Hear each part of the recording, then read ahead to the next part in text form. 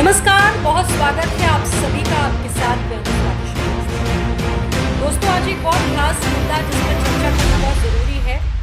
अब सबसे बड़ा सवाल ये है कि उत्तर प्रदेश की सियासत में हलचल तेज़ है।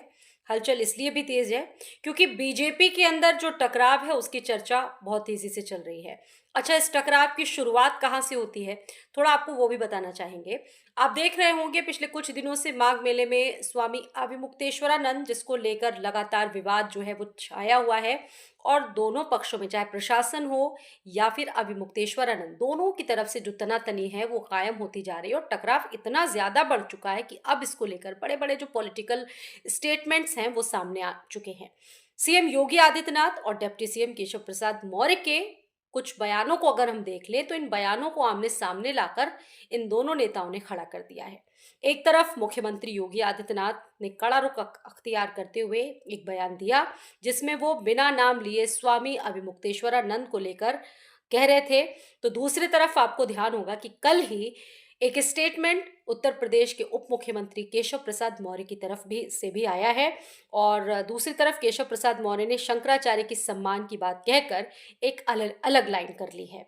अब सवाल यह है कि क्या ये सिर्फ बयानों का फर्क है या फिर उत्तर प्रदेश बीजेपी के भीतर कुछ ऐसा है या कोई अंदरूनी जो मतभेद है वो चल रहा है। एक तरफ मुख्यमंत्री योगी आदित्यनाथ ने बड़ा बयान दिया। उन्होंने कहा कि सनातन के कुछ लोग ऐसे हैं जो सनातन को खराब करने की कोशिश कर रहे हैं और अब सबसे बड़ी बात इस एक्सप्लेनर में हम चर्चा इसी पर करेंगे कि क्या ये सिर्फ वाकई बयानों का फर्क है या फिर कुछ और है या फिर अविमुक्तेश्वरानंद विवाद ने पार्टी की एकजुटता पर ही सवाल उठा दिए क्योंकि मुख्यमंत्री योगी आदित्यनाथ का अलग रुख है और डिप्टी सीएम केशव प्रसाद मौर्य का रुख अलग है।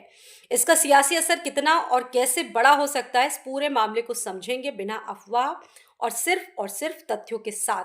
बता दें कि अविमुक्तेश्वरानंद जिनको मौनी अमावस्या को लेकर कहा गया कि अभी आपको स्नान के लिए नहीं वहां पर भेजा जा सकता है क्योंकि आप पालकी के साथ हैं, पालकी से नीचे उतरकर आप जा सकते हैं और उसके बाद से ही ये तनातनी की जो स्थिति है वो लगातार कायम है। प्रयागराज के माघ मेले के दौरान प्रशासन और उनके समर्थकों के बीच तनाव की स्थिति बनी जो अभी तक कायम है।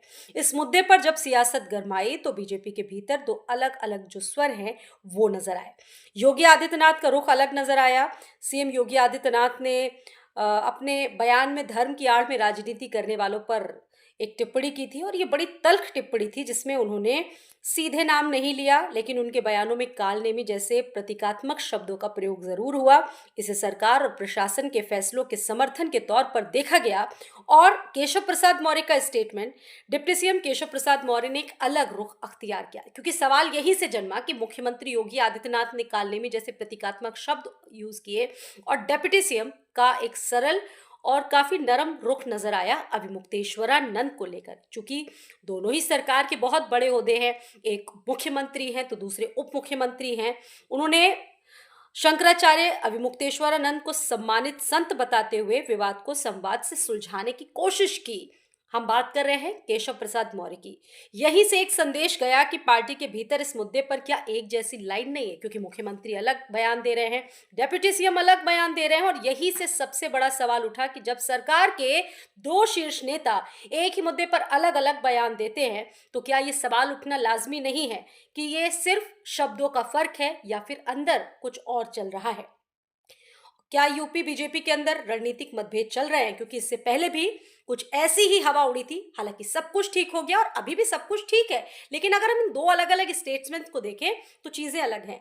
राजनीतिक जो विश्लेषज्ञ हैं वो भी मानते हैं कि योगी आदित्यनाथ जहां पर सख्त प्रशासन हिंदुत्व की स्पष्ट लाइन पर चलते हैं तो केशव प्रसाद मौर्य का जो फोकस है संतुलन है, सामाजिक समीकरण और ओबीसी की एकजुटता पर माना जाता है, ओबीसी वोट बैंक पर माना जाता है।